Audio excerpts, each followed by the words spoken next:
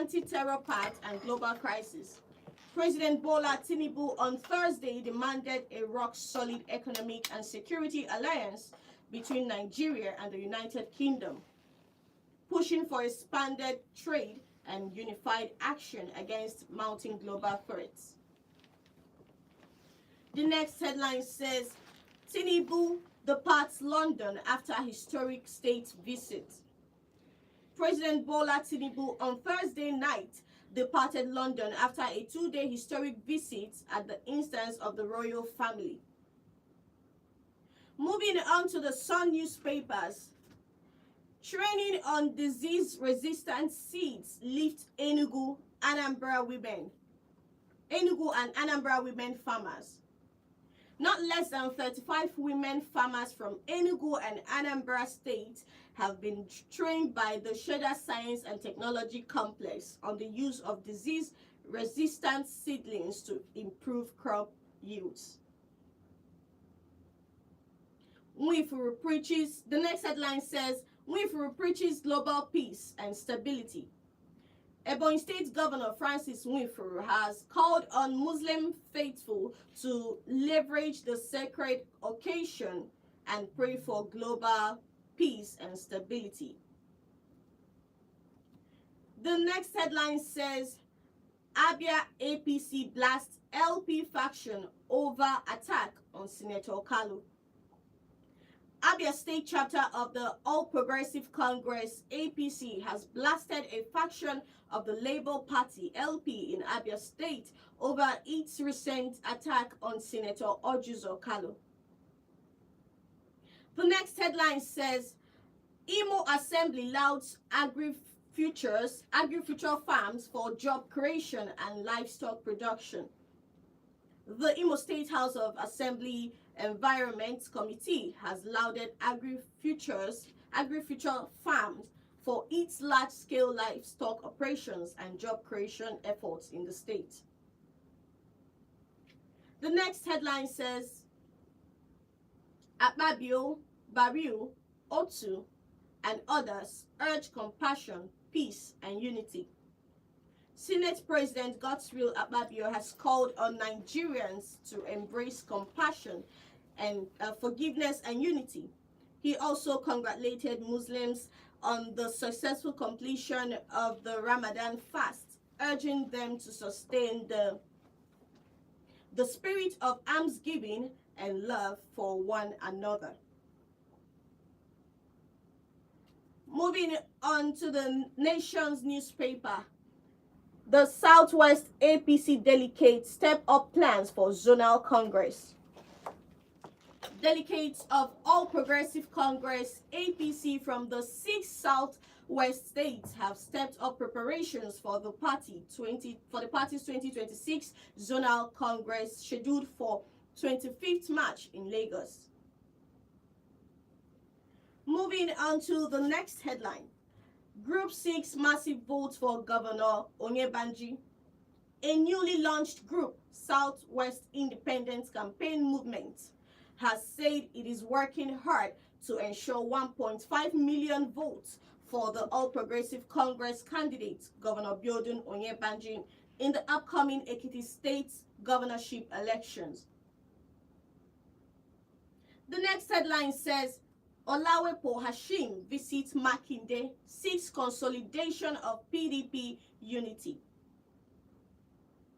As part of his efforts to broker peace and ensure quick resolution of the crisis rocking People's Democratic Party, one of the presidential aspirants, Dr. Benga Hashim, has stressed the need to strengthen unity in the party, thereby urging the PDP members to be in peace and unity ahead of the 2027 general elections.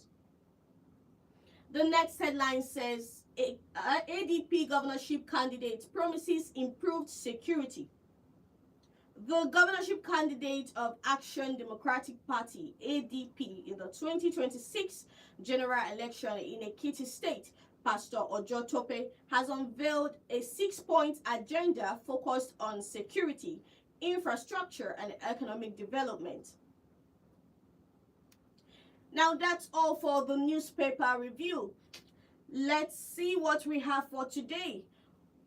Today we are talking about the rising insecurity in Nigeria. Of course, we know that Nigeria has one of the challenges Nigeria is facing is the challenge of insecurity. And so we are going to be looking at the recent bomb blast in Maiduguri, the attack that recently happened in Maiduguri. And before that, we want to wish our Muslim brother and sister a happy Eid Mubarak. Now, we are talking about the insecurity in Nigeria. Today, we are not just going to be talking about politics or news. We are talking about pain. We are talking about fear. We are talking about a reality many Nigerians are beginning to feel again. Insecurity is rising again. We thought that the problem of insecurity has reduced, or is reducing rather, but it's obviously looking like it's not actually reducing. It's coming up again. It's looking like the terrorists or the bandits are gaining their strength again. Now the question is, are we sliding back into a time where we thought we had survived? Because just days ago, a deadly attack shook Maiduguri. You know, that's a heart-breaking incident there. That's a painful one. The lives that were lost in that incident, families broken, communities thrown into chaos. And once again, Nigeria is reminded that the war against terror is far from over. I mean, it's a very sad one. Now, let's talk about what happened in Maiduguri recently. It was an evening time, a peaceful evening, a time of peace where people come back from their different places of work, trying to go back home after a long day to get rest after a long day. Now, a time where Muslims were breaking their fast during Ramadan. Then suddenly there was an explosion, you know, not one, not two, but coordinated attacks. There was a sporadic gunshot. The location that was touched was a busy market area, a post office, and the University of Maiduguri teaching hospital. These are crowded places where people come often every single day. Market, of course, you know that market has quite large number of persons in it, and explosion happening there is already telling you that there's going to be a massive casualties. These are places that are filled with ordinary people trying to survive, and at least 23 people were recorded dead. 23 lives were lost. I mean, over 100 people injured. This is really sad because these are the people that woke up one morning and say, oh, let me go and look for a daily bread. These are the people that just, you know, wake up like you and I. Just yesterday morning, they were healthy, they were alive, they were happy that they're going to, you know, pursue the day with all strength and all of that. And finding out that in the evening, they can't make it back to their families. That's sad. That's a very sad story. And we are really saying that the problem of insecurity rising again is something that Nigeria is not willing to handle. It's something that Nigeria is really heartbroken about. The government, of course, we are always going to be calling on the government. Who are we going to call on if not the government? The government should do something. In as much as we are going to keep praying to God, but the government should do something because we are here on earth. The government should do something.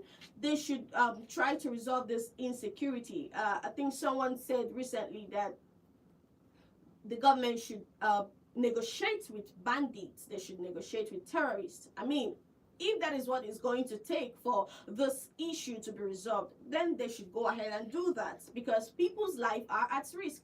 People are waking up every morning and of course, they are holding their hearts. Oh, am I going to go out and still come back in peace?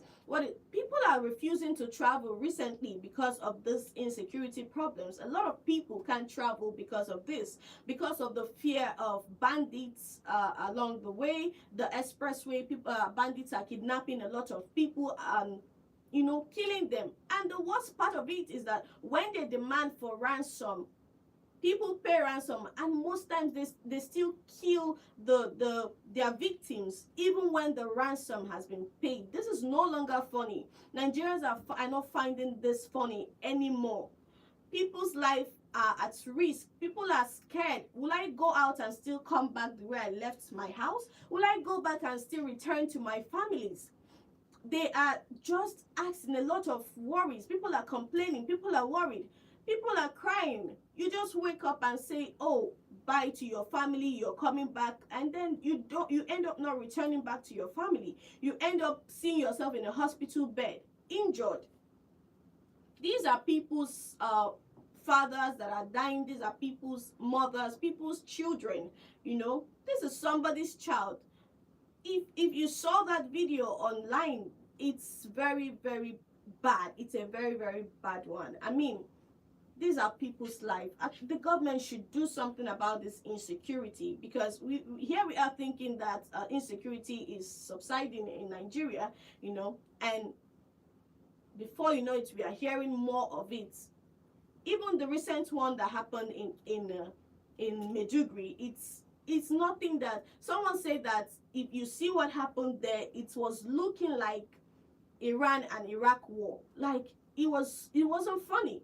People are running away. People are scared of their lives. People are carrying out their goods because it happened in market area. A lot of people, the video was showing people that are taking out their goods out of their stores, people that was running away, people that are, it was just so chaotic. It was just so chaotic.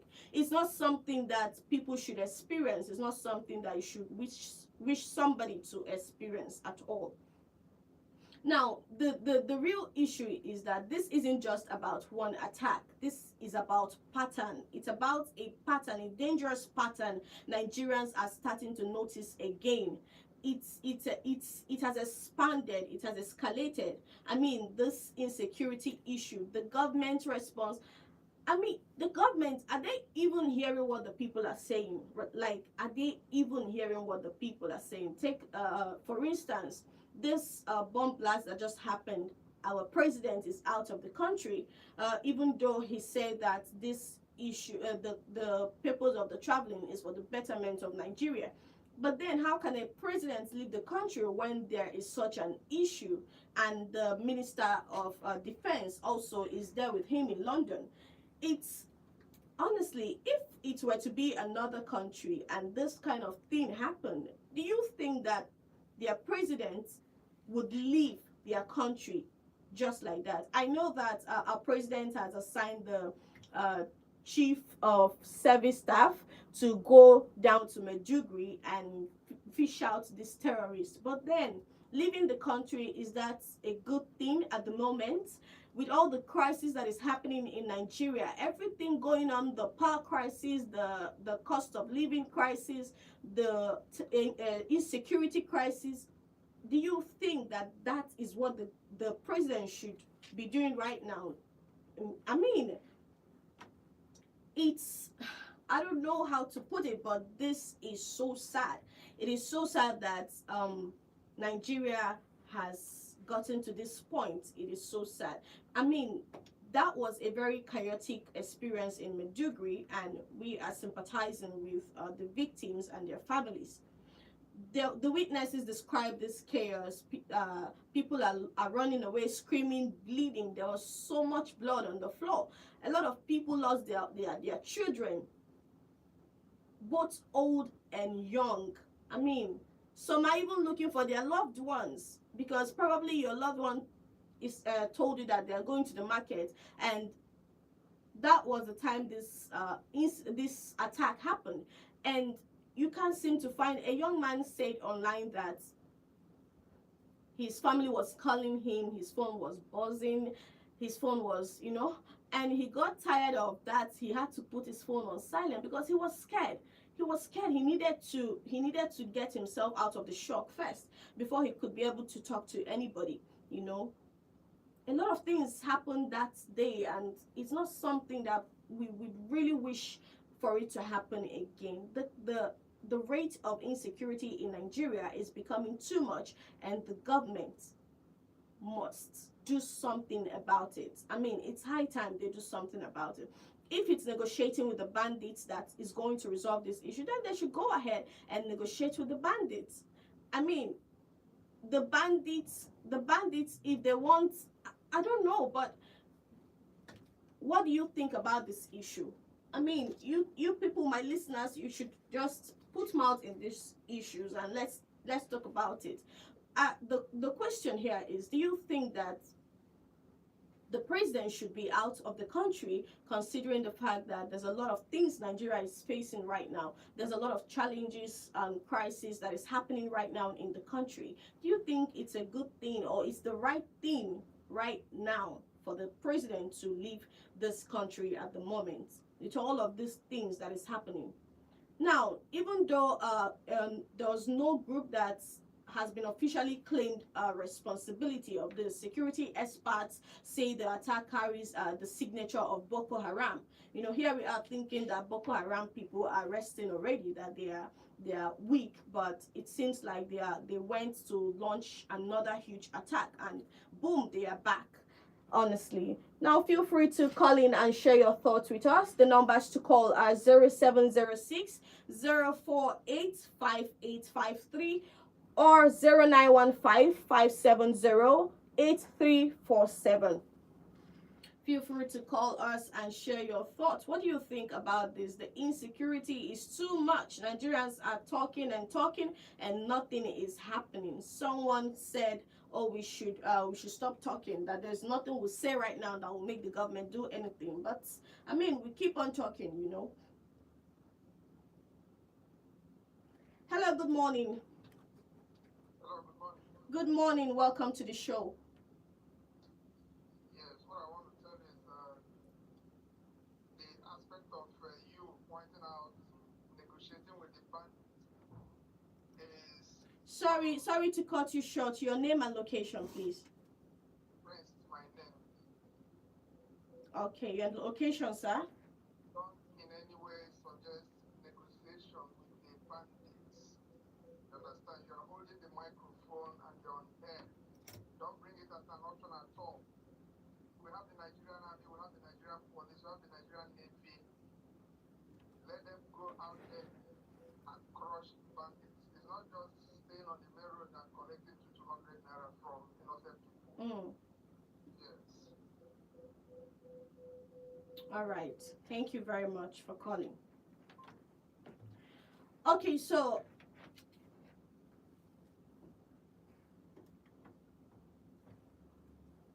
the groups that Nigeria know too well to be the groups that is always disturbing the peace of Nigeria is the Boko Haram, and the security expert says that they are suspecting the Boko Haram to be the ones. I mean, if it's not Boko Haram, which other group causes this kind of terror in the country, in Nigeria? I mean, they have killed thousands over the years. They have been the people doing all of this kind of terror attacks that is happening in Nigeria. I mean, they are starting all over again to put fear in the minds and the heart of people. They are coming back. It looks like they are coming back stronger recently. I mean, this is happening at a time where Nigeria is facing cost of living crisis, the fuel. Now we are also going to add insecurity again to it. That is not fair. The government should do something. The security experts should do something. Everybody should do something. The president, do something. The people are saying do something. I mean, we have been talking and talking and talking. When the electricity crisis happened, we were talking the government should do this, the government should do that, and then they've been promising they would do something, they would do something. when the light issues came up, we were still talking the government should do something, and then we saw that the government, the ISWAP is moving from national grid to solar power. Now, do we still want to tell them to do something? It's this whole thing is really getting so bad. Hello, good morning, welcome to the show. I'm fine, thank you. Your name and location, please. Okay, my name is Madaraba. I'm calling you from Finland. All right, go ahead. Okay, so see, negotiating with the bandits. Mm. I mean, that is wrong. But see, there's another thing, right? As long as the Nigerian army, I mean, the minister personnel cannot protect the citizens of Nigeria, cannot protect the life and property of Nigeria. What can we do? Shall we close our eyes? Shall we fold our hands until we can't finish? We all wipe away.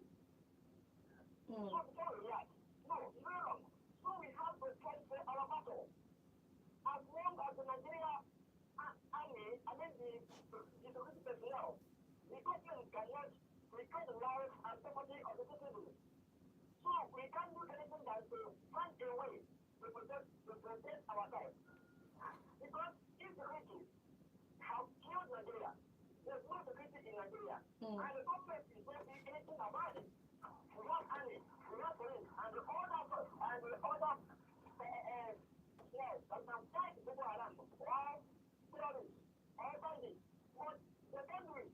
So we are fighting to secure our lives and our property to fight for ourselves.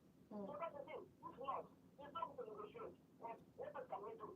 As long as the government is not doing anything to secure our property for the citizens. Thank you very much. Amen. Amen. Thank you very much for calling. Oh. All right. Okay, so our callers are saying that negotiation is not the right thing to do. Of course, we know that negotiation is not the right thing to do. I mean, how can you sit one-on-one? Are you going to call them, or you're going to have a meeting with them and then start negotiating with them to stop all of this? How do you intend to do that? But they know how they are going to do that anyways. But when they don't, we don't have any other option. We're not seeing them do any other thing. There are lots of security personnel, security team in Nigeria. There's army, there's police, there's, a lot of them that can help fight this. But the government is, maybe they want to negotiate. Maybe for them, that is the best thing to do. But if that is what they should do, in as much as it's not the right thing to do, if that's what they should do for this, all of this problem to come to an end, then I don't think we have any option here. But we know that it is not the right thing to do. But if they say that is what they want to do, who are we to question them? Because if they find any way to stop this, you cannot tell them don't do it. Your own is to make sure that everything normalizes, that things are going on well as they should, that the problem of insecurity ends as soon as possible because of the lives that it's taking. So we are not saying that it's right for them to negotiate, but at the same time, at this point, we don't have any choice. We need this as soon as possible. We need this to end as soon as possible. Hello, good morning. Hello there, good morning. Good morning, welcome to the show. Your name and location, please. Solomon from Welcome to the show. Whatever Boko Haram or ISWAP or banditry is a political party in Nigeria. Okay. So there is nothing like it. It's a political party in Nigeria. There is nothing like negotiation. What they are doing now, they are doing campaign for the 2027 election. If you don't know, they are now doing campaign for 2027 election for their own personal enter. If you don't hear that they are doing, this is not nobody to negotiate. What we need is by ourselves with ourselves to improve and know what to secure our life. But even the president know that what now the political party in Nigeria that we must fight. Look at what is going on, and our young man is traveling outside, not even minding the number of people that are dying. the accident in Anambra, the bandit he traveled to London to enjoy himself. Don't even have the conscience of how many people died or whatever. So you can have this mind.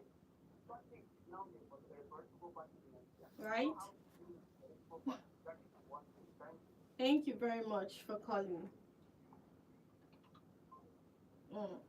Okay.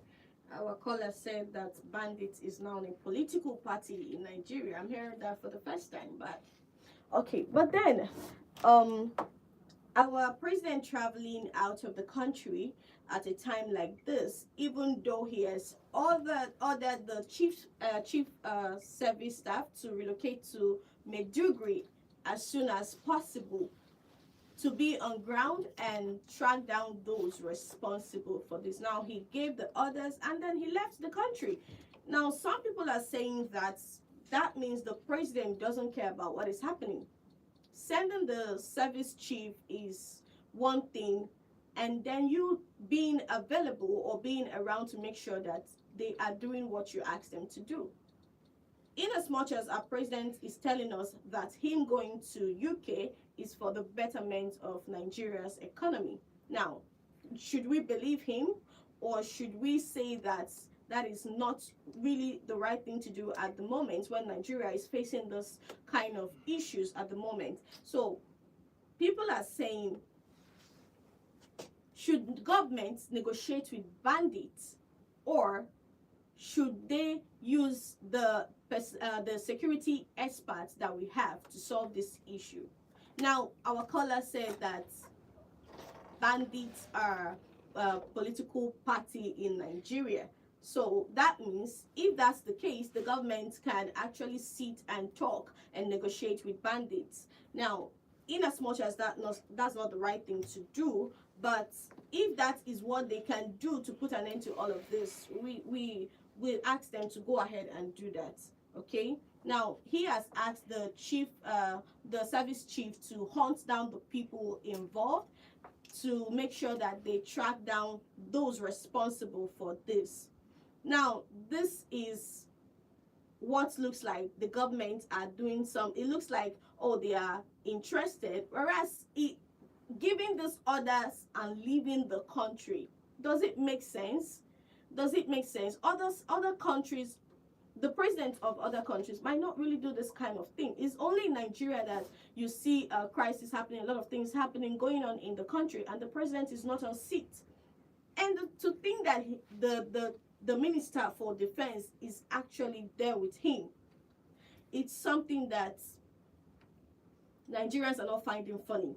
I mean, now, let's be honest with ourselves. This is not just an isolated incident. Across Nigeria, insecurity is creeping back, is gradually creeping back. Kidnapping on highways. People are not traveling anymore. I have someone that said she's not going to travel except she's traveling by air. Like, there is nothing that will make her travel except she's traveling. She's going to pick a flight ticket and then travel. But then, if you have somewhere important to go, does that mean you're not going to travel anymore? Does that mean that you can't travel even when you don't have money for flights? It's making people it's making fear to enter people's mind and wage them from doing a lot of things. Now, bandits attacking villages, communities, and killing innocent people everywhere. People are complaining. Recently, someone said that the government should ban the NYSC posting.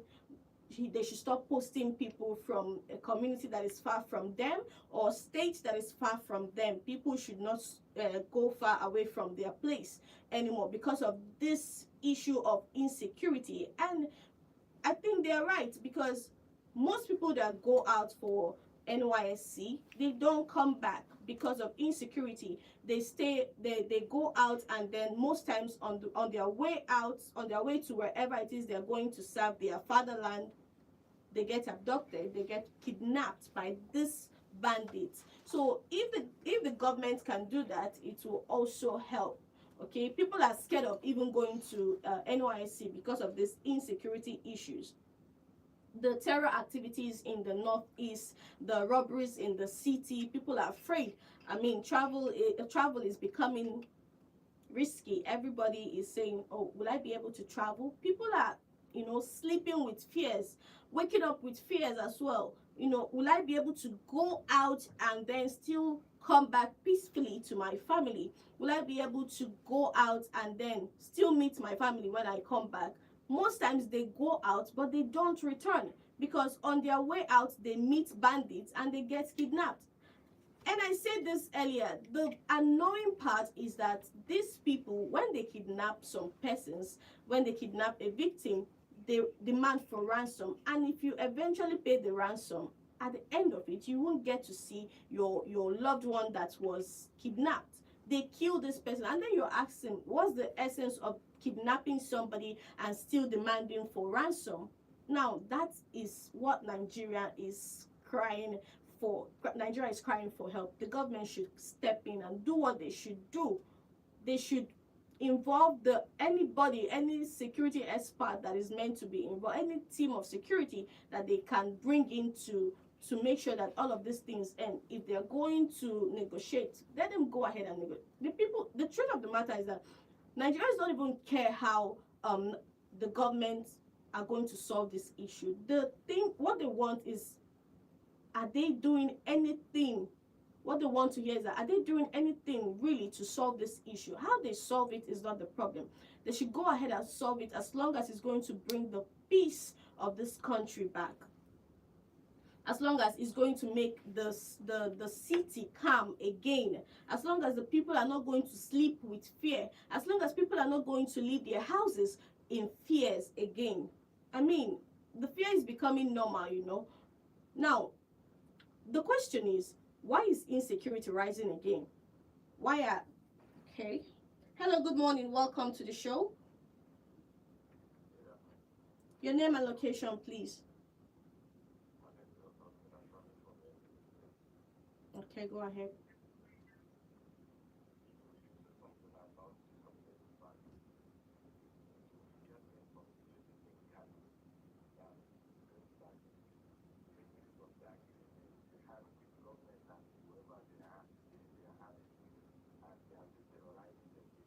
Mm. Mm.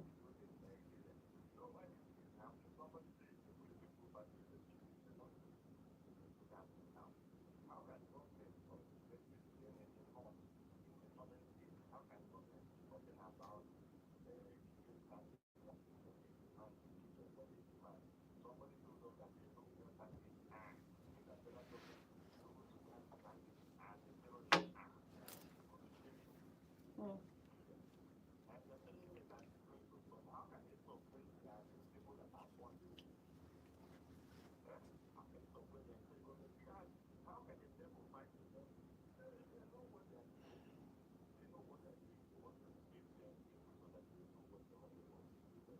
Mm.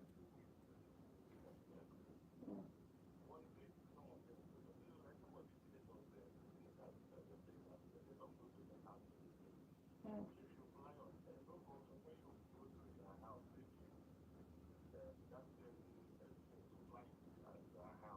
Mm. It's true. Mm. Mm.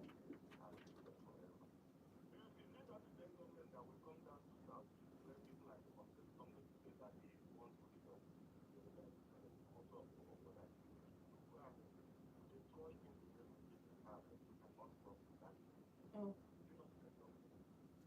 Mm.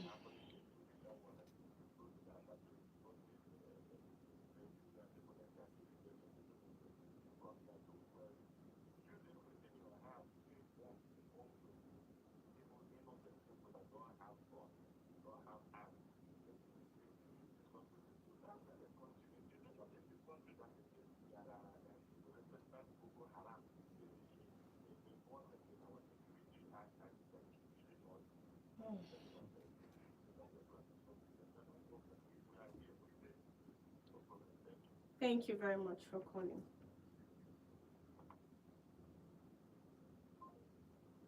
Oh, okay. Of course, after flying on air, you're still going to fly on air back to your house. You're not going to enter your car again. Interesting. Our government, it's quite unfortunate that our government is like this. Honestly, it's quite unfortunate. But we'll keep talking, we'll keep complaining, we'll keep raising our voices, we'll keep saying what we think that is the right thing to say or is the right thing to do. And if they decide that they are not going to hear us, honestly, that's where people get to the point of saying that they want to go out for protest, and then before you know it, they start killing people again because they came out to protest or to say their mind or to pour out how they feel. The government, someone said, like I said earlier, someone said we should stop talking. But we can't stop talking because this is affecting the lives of people. This is affecting the lives of innocent people. So there's no way we can stop talking. We can stop complaining or telling the government to do this and to do that.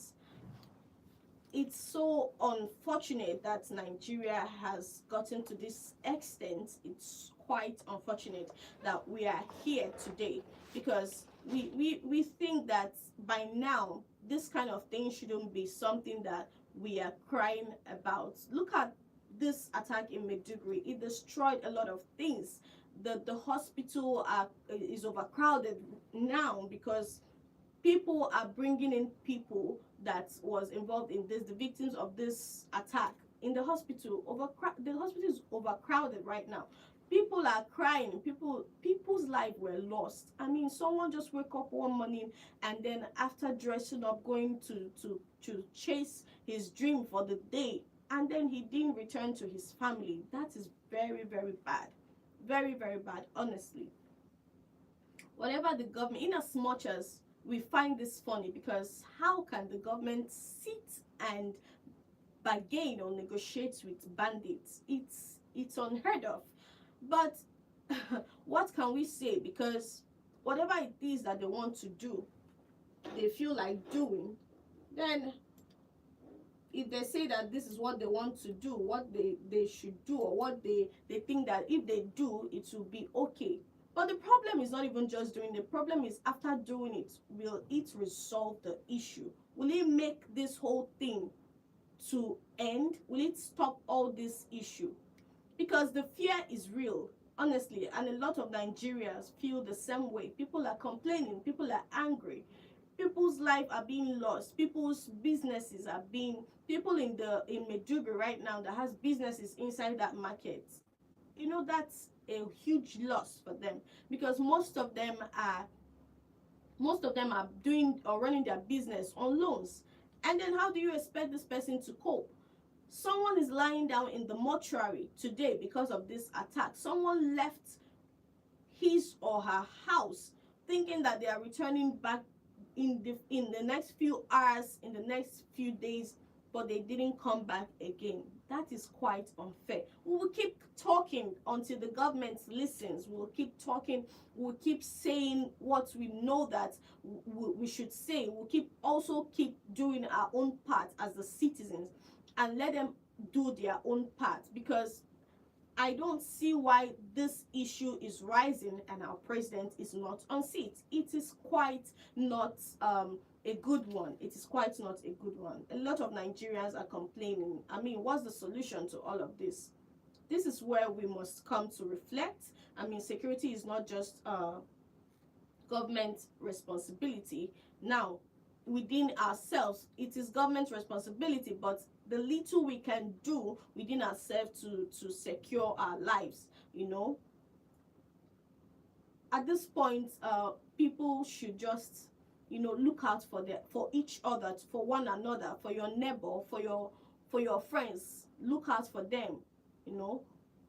Make sure that people around you are okay. If there's any information you have that can save someone from risking his or her whole life, from that, you know, someone that wants to travel, probably you heard that there's a insecurity issue, there's bandits on the way, you can give your neighbor, your friends such information so that they will not go into such trap.